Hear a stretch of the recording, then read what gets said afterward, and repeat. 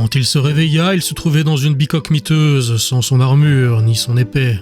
Son corps endolori, cependant, était couvert de bandages, posés de manière maladroite, et sa vue à moitié bloquée par un cataplasme sur son œil. Il se tourna vers la porte quand celle-ci s'ouvrit, laissant apparaître ce qui semblait être une adolescente crasseuse, une paire de lapins sur l'épaule. « Ah, t'es enfin réveillé? Je me disais que t'avais fini par claquer. » L'homme ne répondit pas, encore confus par sa situation. Il se souvenait de cette bataille.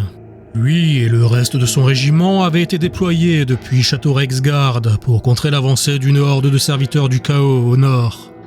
On leur avait assuré que l'ennemi était faible, entamé par des affrontements violents qui se lèvent, qu'il ne s'agissait que de finir les restes. Mais la bataille, censément gagnée d'avance, s'était rapidement transformée en une boucherie à ciel ouvert. Quand il eut compris que c'était eux, et non les Kislévites, qui avaient à charge d'affaiblir l'ennemi pour un assaut ultérieur, il était déjà trop tard. Ces hommes avaient déjà commencé à se faire déchiqueter sous ses yeux. Il avait vu ses amis mourir, leurs boyaux entre leurs bras. Son capitaine, démembré et désarçonné par un boulet tiré par un canon infernal. Et lui-même, tremblant comme une feuille et opposé à un colosse en armure lourde de plus de 2 mètres. Un colosse qui le vainquit sans effort d'un coup d'une large hallebarde baroque, le tranchant net du crâne au torse. Il chut, les yeux exorbités, avant qu'un carreau ne vienne faire tomber son bourreau à ses côtés. L'homme, à présent loin de ce carnage, passa sa main sur son visage balafré en grognant, ce geste ravivant la douleur et une partie de sa mémoire.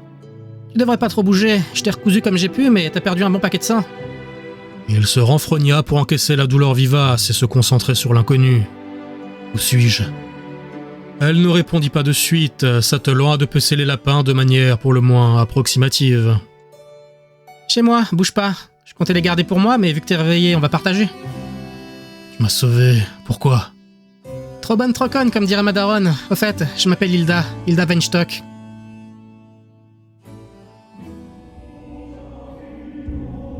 Hilda courait à perdre haleine, sans savoir si ses poursuivants étaient effectivement derrière elle. Mais le sentiment premier de panique laissait peu à peu la place à un fort sentiment de honte et de culpabilité. Elle avait abandonné Erhardt, alors même qu'il l'avait aidé un nombre incalculable de fois, et malgré tout ce qu'ils avaient enduré ensemble depuis ce jour où elle avait choisi de le sauver plutôt que de le tuer. Elle courait sans pouvoir ne serait-ce que se retourner, son estomac révulsé par sa propre lâcheté.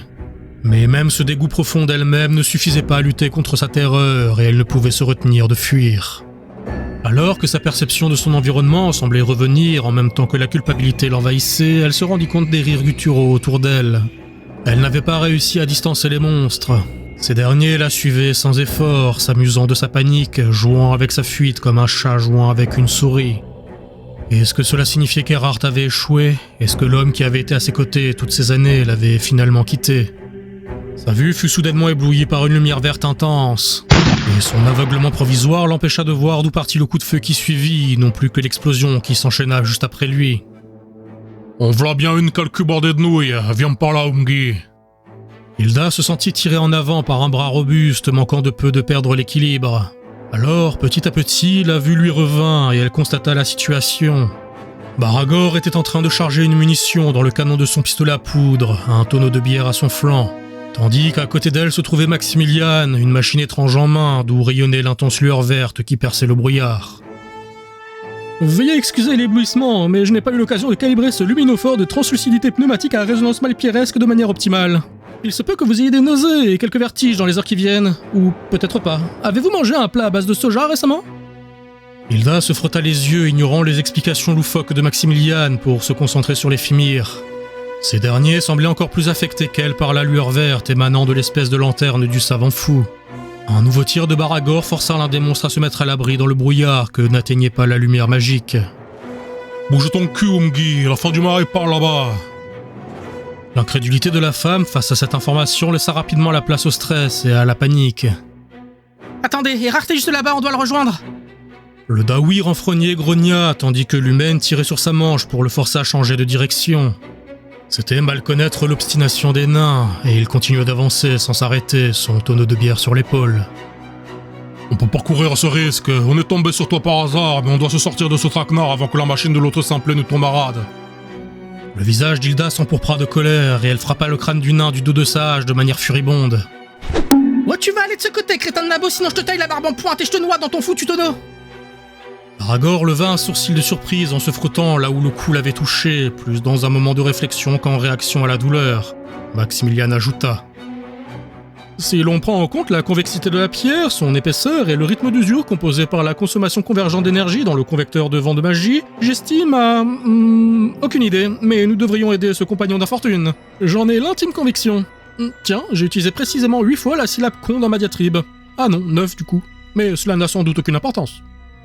Bon, ok, on va le trouver l'autre Mungi. Dis juste à celui-là d'arrêter de jacter, il me file plus mal au crâne que ton coup de hache.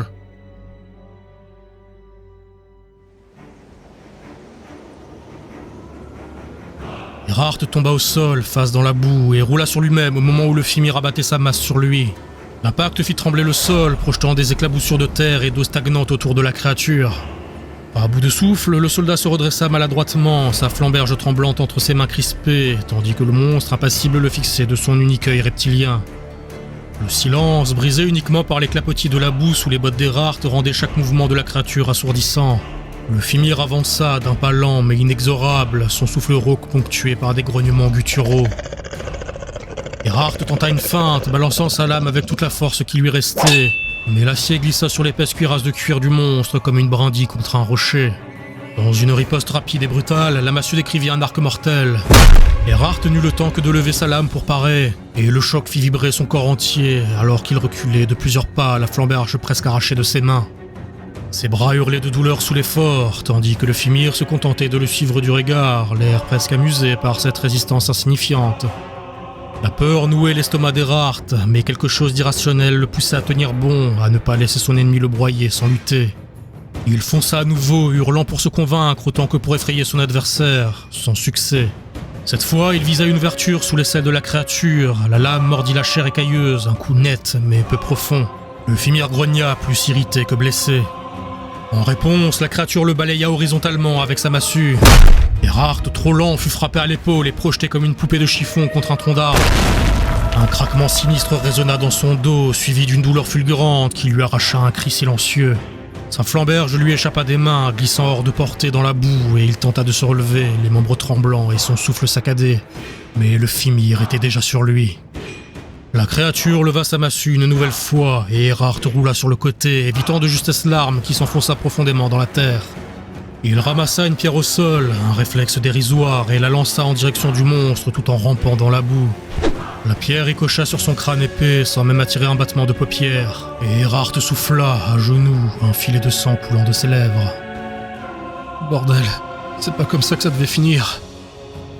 Le Fimir émit un grondement, comme s'il répondait à une provocation qu'il considérait futile. Sa massue se releva, et cette fois-ci il frappa avec une lenteur presque calculée, un mouvement conçu pour maximiser l'horreur de ce qui allait suivre. Mais dans ce geste, Erhardt trouva un instant. Il se jeta sur le côté une fois de plus, mais son corps fatigué trahit sa volonté. Une racine noueuse attrapa sa cheville et il s'écrasa lourdement, le visage dans la boue. Son souffle se fit rauque, et il sentit l'ombre du Fimir se pencher sur lui.